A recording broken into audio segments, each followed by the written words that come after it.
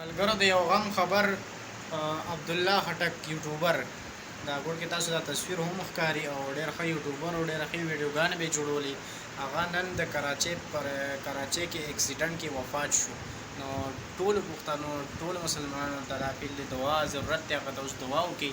او بهرحال د پښتنو کې یوټیوبران ډېر زیات کم دي، په شمار به زه یم چې یوټیوب چینل چې څوک یوز کوي او انکم ترې والي پیسې تنخوا ترې اخلي، زه یم ټول به 20-15 په یو داسې وینز هغه 20-15 پښتانه ډېر کم دي په دې سوشل میډیا باندې، انتهایي کم د یوټیوب چینل چلی هغه کې دام شمارو د 20-15 کې دیم شمارو پښتونو لکه کراچۍ کې د ژوند کوو. پېښور اخري ویډیو یې دا یې راغلی د پېښور تکه چرسي تکه او پېښور، نو اخري ویډیو د دا وه او دا چې ډېره ښکلې ویډیوګانې به دې جوړولې.